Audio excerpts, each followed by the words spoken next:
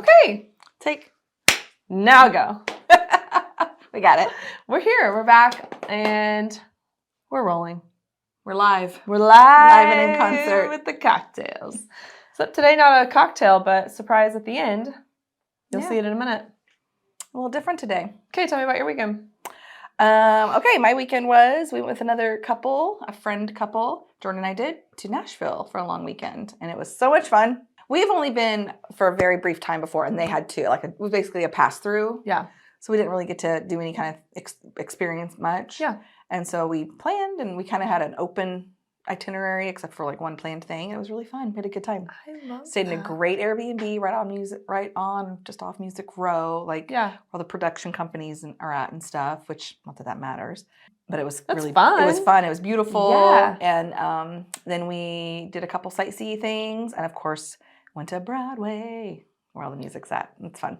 And we hit up 4 different places. We all picked Broadway Street. Broadway. For those who may not know. Yeah. There's a street in That's where all the music happens, right? It's where all the life. That's the life. That's where you go in and watch different bands or solo artists all doing music. It's so fun. It was fun. I had a good time. What was the hardest you laughed the whole weekend? Oh, that's a good one.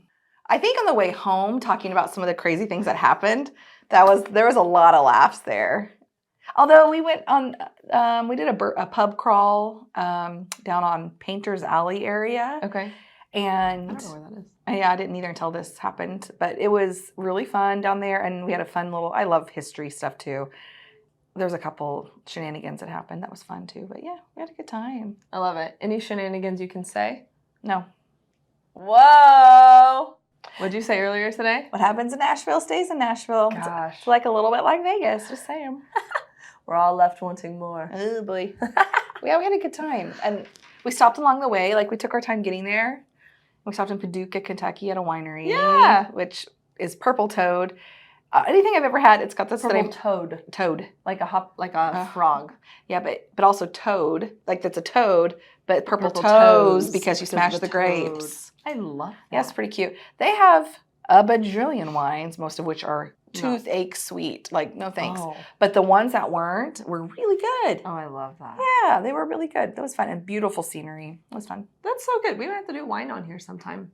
I would love that. You know what a cocktail I love with wine is just sangria. Ooh. It's one of my most favorite things. It is good.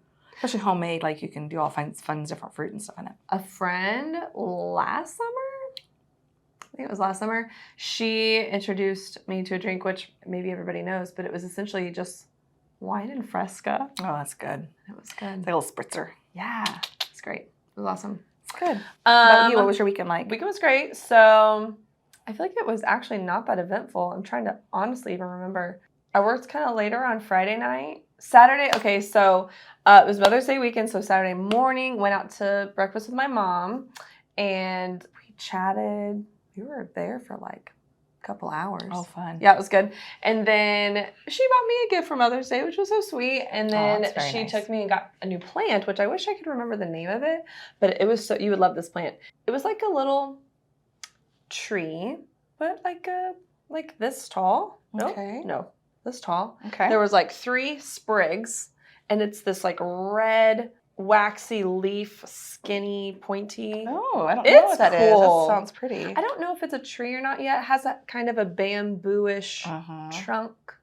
There were 3 of those that came out, and I put the whole thing on the ground. Oh. And I'm excited about it. That's Planted awesome. some ground cover around it. My front of my house needed some love. And then I made the decision this weekend I've got to remove some trees from my yard. Okay. The oak flowers are killing my grass and staining my I tried to power wash my concrete.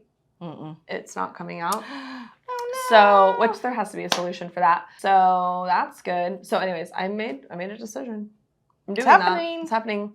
And then I hung out with my family on Sunday. My brother cooked some steaks. Oh, nice. And that was good. Oh, new show. Fun new show. Yeah? What is it? So, what's it called? The Four Seasons. It's got Tina Fey and Steve Carell in it. Love. It is so funny. Really? What platform is it on? It's on Netflix. Cool. And they do, I think it's 2 episodes per season. I'm not done with it yet, but I watched 3-ish episodes, and it is so funny. Oh, those two, you can't go wrong. It's so What's the premise? funny. These 6 friends, like 3 couples, and they vacation together, and something happens in the very first episode. I can't even say. You have to watch it. Okay. And it's them in like different vacation settings, essentially just living life. I don't know. It's so funny, and I love it. But also kind of real, but funny. I don't know. I thought it was great. So I cannot wait to continue that journey. Excellent. It's the main thing that happened this weekend. And then today, my bathroom's getting tiled. What? Finally? The downstairs one that you've been removing? Yes. Thank goodness. 1 year later. Happy anniversary. Okay. So Renovations take time. They do take time. But you learn things, I don't know. You learn. I have another renovation already planned for the kids' bedrooms. And part of me is like, I'm going to do it. Ooh. It's not a bad idea. You seem like you're pretty capable. I think I can do most of it. Lots of it. Mm-hmm. It's not plumbing. It's a bedroom. Yeah. I can definitely take the stuff out. Yeah, you can demo. We're going to do one at a time, one bedroom at a time, or just I think I'm going to have to. rock and roll? Because I got to put their beds places. That's true. I should finish the basement first. Step 1, finish the basement. Maybe enjoy the summer first. Yeah, maybe. That'd be kind of nice, too. That way you're not stressed about that all summer. Yeah. So anyways, it was good. It was a good weekend. Yeah. Weather was beautiful. Oh my gosh. And today the office has been freezing. Mm-hmm. I've had to go outside for calls, meetings. I almost said I can't do this.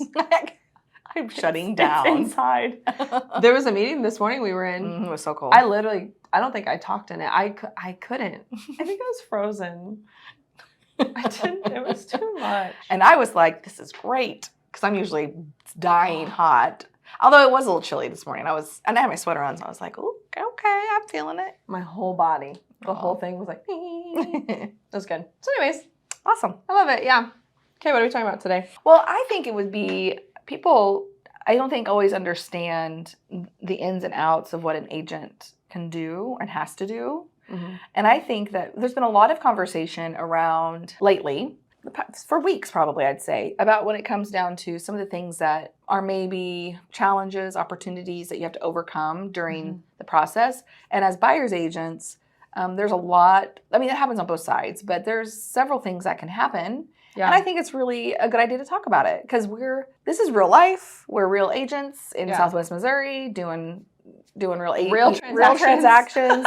We ain't fancy, but we do the best we can for our people. And what is one of the main things that you've been coming up against that has been a challenge to overcome in the buying process, so that you can think of?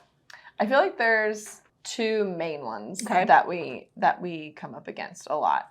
Inspections is usually that's like the first big hurdle in the transaction where we got to get worked through sometimes. Because there's always going to be something on an inspection. Every single report, even if it's a brand new house. Mm-hmm.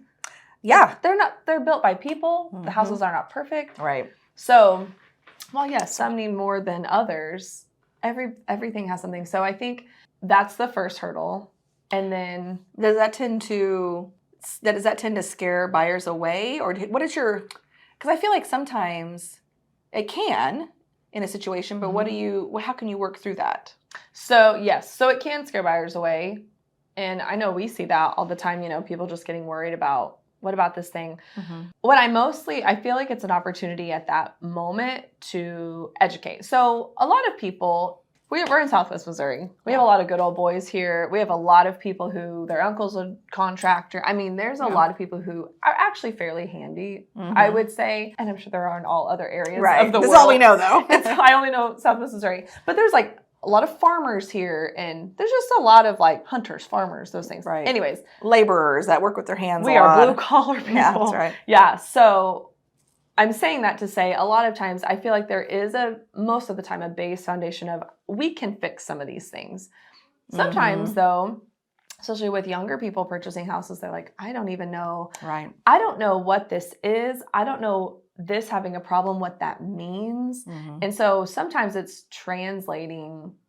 While one, I'm not a contractor and I don't ever want to tell somebody, well, because of this thing, this is what can happen. But after being around it for so long, you do kind of learn this is the fix for this. This can cause this. This is maybe something you don't need to address right away. This can be something you save up for. Maybe you do that later, which is part of owning a home. I was just going to say that's home ownership. Yeah. You probably have that conversation a lot in showings preemptively because of inspection. Because, of course, they're going to ask a lot of questions of how old is this HVAC? And so I get on and I figure out the serial number and I Google it or chat GPT it or whatever. And what's this manufacturer? What's their date? How do I tell what the date is? We look it up and we talk through that a lot, or the roof, of course, roof and HVAC.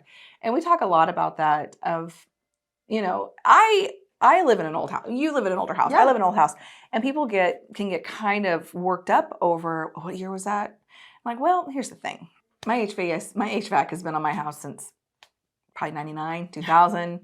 And it's still running. I've had to have it fixed a couple times, but $500 or $300 is better than $8,000. Yeah. But it's also that maintenance, that regular maintenance of having somebody come look at it, flush things out, clean the coils, that stuff. And so to my, preemptively, I'm, looking at the serial and the dates and all that, and they're like, oh, it's this many, and that's not too bad. And if, as long as you keep maintaining it, and if not, it should, there's life left, and we'll find that out in the inspection anyways. Or we can have a pro come out, an HVAC pro, and they will really dig into it and let us know life expectancy. Yeah. But it's nothing to be scared about. It's part of it. And in the meantime, if you maintain it and take good care of it, and then you should be good. You should be good. Yeah.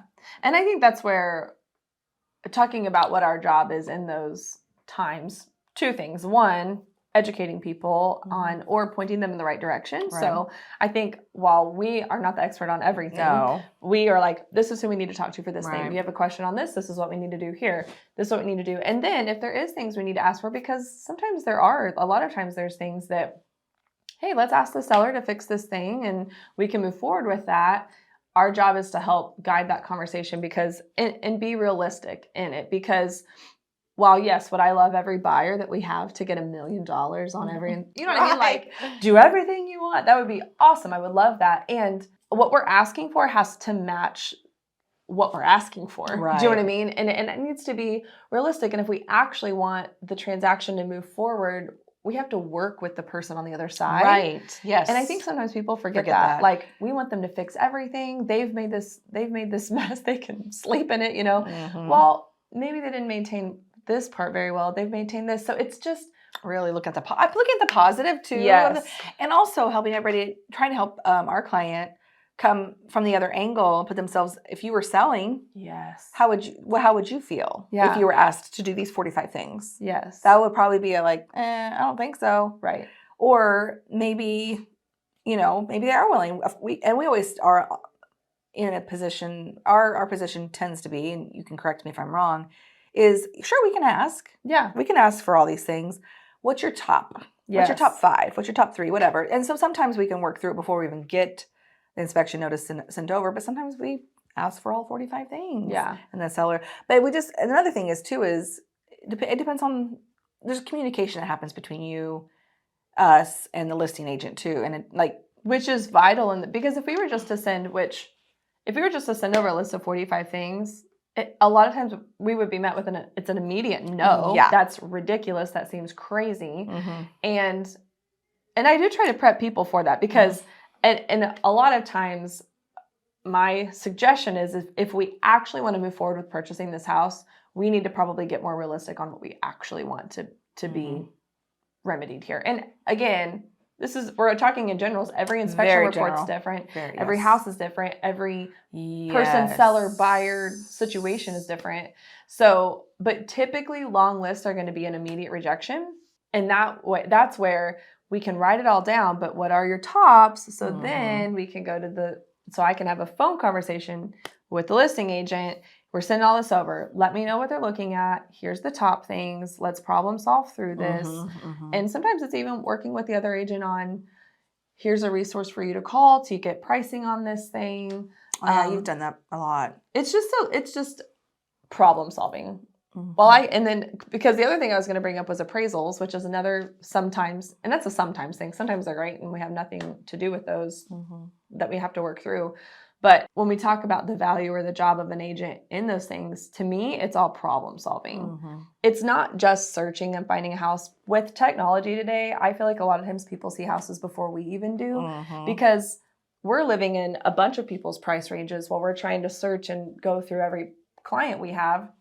They're only living in theirs. Yep. So when they get on whatever search engine they want to, they're immediately, this is exactly my Mm-hmm. filters. Mm-hmm. We're not living in one person's search engine all the time. Mm-hmm. So a lot of times I think people find stuff before we do. Yeah, sure. We try to be, I mean, you're great about, you're in You there are too, every day yeah. preemptive. Yeah.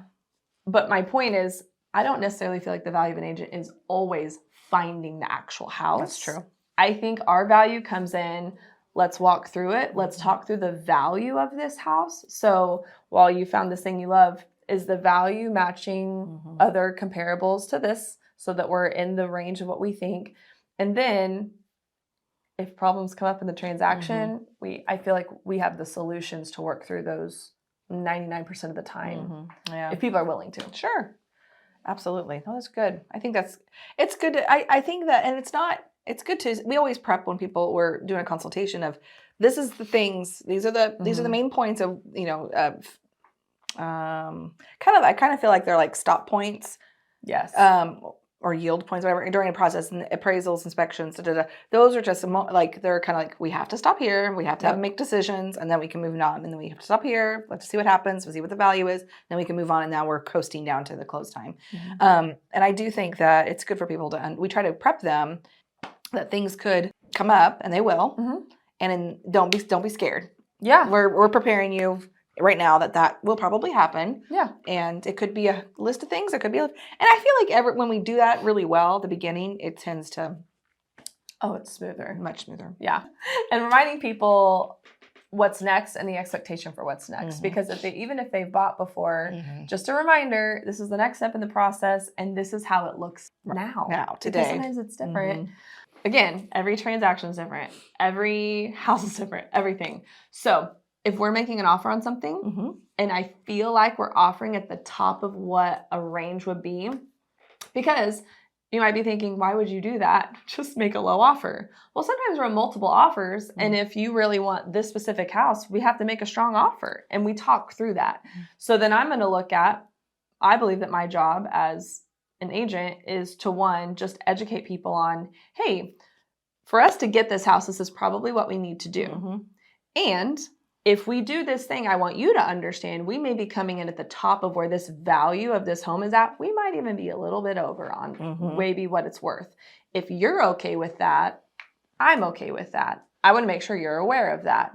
Because if we get to the appraisal and this house does not appraise for what we've offered, we need to be preemptively thinking, can we come up with a little bit of extra cash? Is the seller going to be willing to come down a little bit?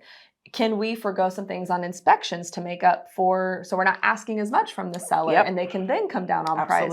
So all of those things are always living in my brain. And every time we're negotiating something, writing an offer, I am always running the value on, especially multiple offers, which get so tricky because they want the house. They want this thing, but I don't overpay for it. Well, sure. Yeah. Nobody does. Sure. So I want to protect their finances, get them the house, and make sure they're good with whatever they end up deciding to do with it, which sometimes means walking away and sometimes mean paying top dollar.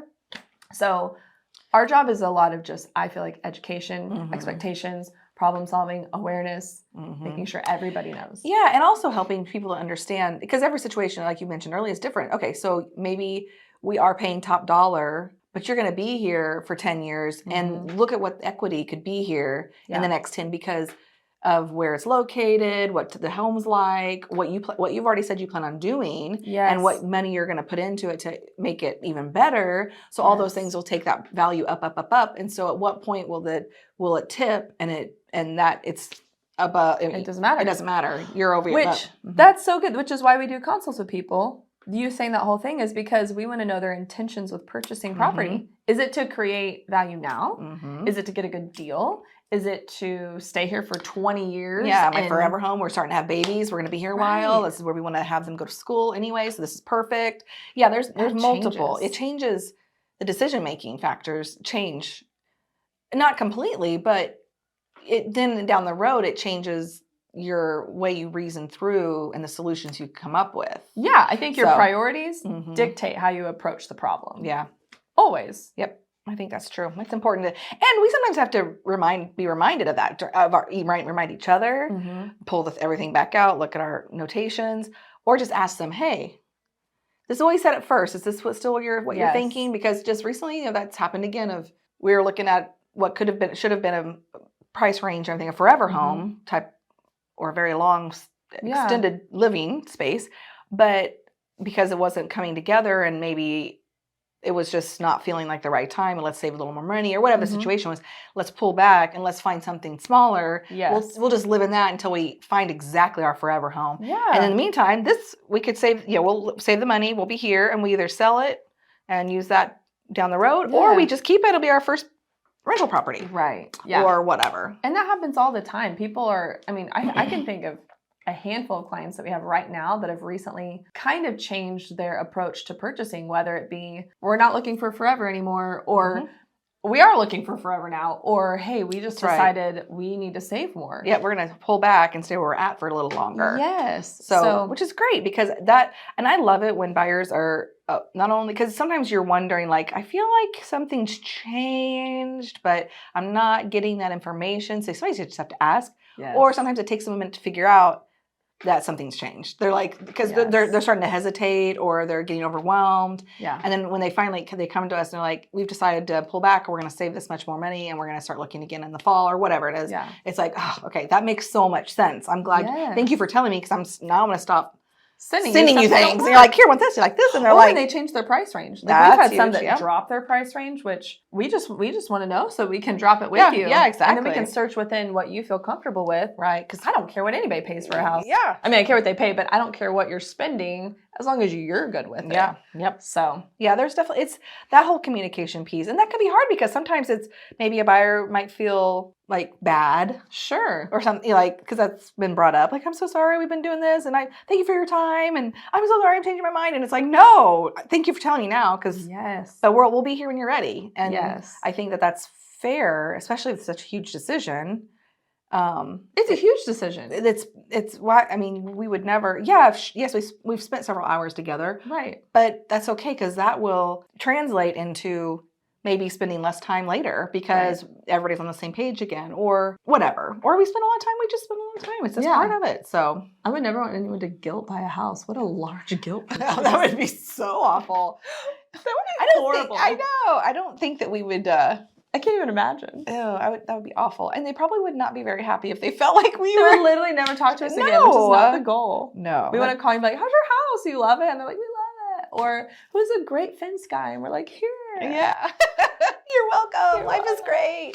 Yeah. I think it's, and I feel like that's happened a lot lately, because it's just it's the world we're living in right now. It's the market. Lot of change. Yeah. There is. The market's shifted a little bit. Right. The reasons people are purchasing, the economy, everything's just shifted a little bit. And with every shift on the outside of a real estate market, it affects it.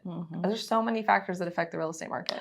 It's funny, when we were there, our friends that we were with, he looked up some houses, or not houses. We were staying in like this condo type situation, 2-bed, 2-bath. It was probably like 800 square feet. Cute, great, cute little balcony we'd sit on and have a cocktail and watch people go by. It's great. The ones in that building or just next door, right in that vicinity right there, same situation, $400,000. You pay $200 a square foot here for this, which was super cutie. Oh my. He's like, man, it really makes you put it in perspective. Oh, it's way more than $200 a square foot. Yeah, there was a specific one. He was like, it was one in particular, but one he looked at, there was a couple different ones. Oh my gosh. Yeah. And it was like, you're a tutu. Yeah. We're like, ooh, we're living it up in Joplin, Missouri. If somebody tried to list a tutu here for $400,000, no matter how cute it is, people would be on the floor rolling laughing. They'd be like, yes, absolutely insane. What's wrong with you? It was wild. Wow, isn't that fun? And it's fun. Yeah, it is fun to look at and just put in perspective. When I was in Italy last year, I was looking up real estate prices, which was so fun and interesting. But the craziest thing to me was every city we went to would drastically change. Interesting. Like what's the difference? Why? Right. Huh. I know. This is cool. We need to talk to a real estate professional from Italy. I'll go. We I'm can go going there. there. We'll go there. We'll just We now sell in Italy. International. So if you need a showing, just call. We'll fly over. Can you imagine? That'd be hilarious. Every showing. I'll be back. Another long weekend. Exhausted. I'll look worse than I do today after just a weekend in Nashville. And I'm like, Yeah. what's up, guys? I love it. That's a good conversation. Yeah. I like it. I think that's important to see that there's... Yes. I'm Just going to to say know. one other thing, too. Please. Because I feel like we run across this a lot, or I honestly, maybe with our clients, I don't really feel like we have a lot of really great clients. I know we tell funny stories on here, but we have mostly amazing clients. Absolutely. That we work with. But I hear this from other agents that I feel like a lot of times people are maybe frustrated or upset if they feel like, well, we're entering a market where some people may be having to come up with money to sell a house or something like that. I think what I want to remind people is that our job isn't to really tell you what you want to hear or try to be like, if you were to come to me and say, I want to list my house at this, so after I pay you this, then I'm going to get this. I want whatever you tell me, I want that to happen for you. But also my job is to be realistic with you and to say, I would love to do that, and that's not going to happen. So for me to spend the time, energy, resources, your time and energy getting your house put together, pictures, all the things, to list this house at an unrealistic price that doesn't make sense, all I've done at the end of the day is a disservice to you. Yeah, it's true. I've not been honest with you about really where the market is.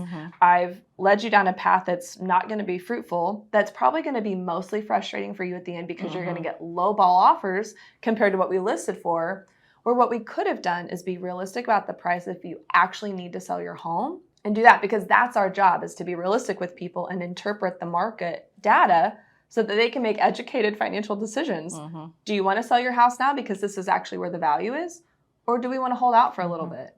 What do you need? So I think that's important too for people to know that the math to listing a house is not what do you want to make plus my commission, add it together. Right. That's not how it pricing works. Yeah. It's based on comparative properties. Ones that have already sold or are... Right. Yeah. And what people are willing to pay for those. And how do we know that? By looking at data on what people have actually paid for properties that are like this. And so anyways, I don't know. I just think that's a good reminder because It is. we run into that sometimes. Yes, we do. On the buying side, we don't a lot. We run into on the opposite side, like, Right. where are these people at? Yeah. So, How is this the number what you're are coming they up doing? with? Yeah. Yeah. That's definitely can be a frustrating situation because you want to, like you said earlier, I want to do what you want. Yes. I see where I understand that that's the money you want. But I remember when I said this to a client, and I think what you and I talked about it too, is I worked in title and escrow for 13 years. And I remember the days when we had the crash and sellers were having to write a check for closing because they needed it gone or else they were going to lose it anyways, or just different. Everybody's situation. Which is called a short sale. There's a name for there's that. There's a short sale or whatever. There's multiple things. There's multiple things, but yeah, and so I remember them writing, a check for the commission because they got just enough to pay off a loan, to pay off a mortgage, but then they had to go get a signature loan or go borrow money from grandpa to pay for pay for their closing fees and all the services that go into selling a house. Yes, so there's and that happened a lot actually. It was always hard, and it can stop a closing from happening if a seller can't come up with that. But again, if we're doing the math up front and doing that extra mile there of just laying it all out, they should be aware of that. They should be aware. They should be planning for that as soon before it even gets on the market. Yeah, they need to start planning for that and having a resource and having it ready, even going to get pre-approved and do this, do that, whatever. There's ways to do it, and a lot of agents, are as solution makers, solvers, problem solvers. They can know options up front. Yes, and give some solutions up front. And if we run into this because we're real tight on budget, this is the thing we can do. Because what happens is it starts turning into this hacking situation of trying to figure out how to get rid of all these things, and instead of preparing it, because sometimes you have to bring money in to sell. Unfortunately, it happens. And if you're looking to hire an agent, you need to hire somebody who's not just going to tell you what you want to hear, who's actually just going to be honest with you. Because at the end of the day, wouldn't you rather somebody just be honest with you and tell you what's actually happening than just tell you what you want to hear and then all of that's wrong? Exactly. And I mean, that actually happens. And it is so frustrating on the client end. Like we've run into that on they just told us this thing. And it doesn't happen a lot, but there's a lot of great agents. But you want somebody who's going to be honest with you, walk you through the hard parts of a transaction, and get you to the end with expectations set correctly. Absolutely. It just makes for a better, even though it's hard to have those hard conversations, it makes for such a better experience. And it also helps people understand the value of hiring an agent. Because, there's always jokes and stuff, or people have bad opinions of real estate agents, and like, oh, I don't need that. That's blah blah blah. Whatever. I'm not going to go through them, but people will. We can help flip the script and show our value, and I think that means a lot. Yeah, not just for us, but for our whole community, our whole real estate world. Yeah, so it's important. I love it. That's a good conversation, and these are conversations that we have a lot as a team or with other agents all the time. All the time. And so I think it would be really fun to bring some of these in along the way, because I think that it is really, as a lay person, somebody who, I don't understand, I think it's good for people to hear the back side of this. Why would I hire someone to put a sign in my yard? Or yes, exactly. Why would I hire somebody to help me find my home when I can just look on Zillow.com or whatever? There's so much more. Yeah, there's so much more to it. But yeah, so we don't have a cocktail. We don't, because I had literally had no time to think about it. I need you to reach down and grab your pantalones. Excuse me. Where's your pantalones, Reagan? Right here. Where? No pantalones. She brought 2 pairs of pantalones. Dun da da da. Dun da da. Okay, so I love Matthew McConaughey. Matt, if you listen Matt! to this. Hashtag Matt. All right. That's right. Green light, baby. Nothing but green lights. Times has he heard that? Oh my gosh, can you imagine? He says he loves it still. I've heard him say, no, I love it. Okay. I hope he hears us. So we love tequila. And about a year ago, I was trying to find this in Northwest Arkansas and Joplin area, and I couldn't find it.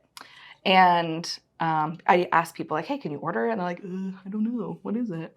So I said, forget it. I'm not looking for it anymore. But then we were looking for bourbon in Kentucky and in Tennessee, because sometimes you can find some good deals. Like that. Anyway, and I came across it and I was like, that's it. I'm getting both of them. So I got the Blanco. This is one of my favorite tequila brands. I'm so excited. I've been wanting to try it. So we're going to try it. We're going to sip a sip. And this is the Añejo. Is that how we say it? Because it's Añejo. Añejo. I always said añejo, but that's wrong. Añejo. There's a little añejo. Yeah. Also, I just want to throw out Mr. and Mrs. McConaughey. I do have a collab that I'd love to pitch to you. I'm not going to do it on the podcast, you know what I'm saying? I got to keep that on the but I got some cool plans, you just reach out to your homegirl. Okay, right. So let's run through. I think we should try this one first. Okay, sounds good. Okay. All right, I'll get it. You want a cube of ice in yours? I do. Okay, me too. When I'm just going to drink straight up anything, I need it to be chilled. Otherwise, yeah, and I drink a lot of stuff straight. I've shaken to chill mine, but sometimes you just don't want to take the time. Yeah. You just want to put a cube in it. Actually, I'm going to try it without my cube first. Oh, I love that. Just a little sip, just a little taste. Just that is good. Okay. Oh. I kind of like what you're doing. Hey, you want me to hold your ice too? Here. I don't know how to hold my ice. Here, I'll just grab my ice. I'm going to drink my water. I washed my hands a minute ago. Okay, just a little baby. Ooh. Hey, we're going to wear it. Pour it on my pants. I have T-ball tonight. T-ball? Brooke says T-ball. Oh, that's right. I don't know why I'm blowing on it, but. Oh. Yummo. That'll get you. Yes, ma'am. It's good, though. It's a smooth tequila. It is. Okay. I'm actually just going to chill the rest of what I poured. So I'm wearing it. Do you need more? Are you good? There's a little. Just a boop. Yeah, that's good. Okay, Blanco tequila. There is some things that I prefer Blanco tequila for. Oh, that's so good. Yeah. But I have to say reposado or añejo Mm. are probably my favorite. They're just a little more deep. They feel deeper to me. Yeah, there's more layered profile. It's just a girth. Okay. What are we talking about? Tequila. Are you ready? Oh, yeah. I'm going to do it. Oh, wait. No, it melted. Okay. The water. Ah, That's a lot. sorry, I don't mean to. And it's organic. Yes, it is. Which I've been... We talk about health on here for sure. So we're always looking for cleany things. Yeah. But in a lot of just different alcohols and things, there's additives and wine. I mean, yeah. in every tequila, there's a lot of additives. So, ooh, the flavor love profile's that one. caramely. yeah, I think that's why I like it. I love caramel. Me too. I love caramel since I was Forever. a fetus. I came out asking for caramel. Caramel, mama. So, I don't know what you're gonna do. I don't It either. seems weird. I know. I backed off quick. Let's talk about the girth of the tequila. That's not weird. That's good. It's good. Mm. Oh, that's good. My ice melted a little bit, and I kind of like it with mixed Yeah. with water a little bit. Well, I sometimes with my whiskey, I don't mind just a little of water in it. It opens it up. Is what they say. I love it. I'm My feeling tequila's that. blooming. Guys. Tequila, Pantalones. That's our review. We liked it. Our Yes. review is yes. Yes, 100% yes. I'm glad we agree. Well, to the girth of tequila. Okay.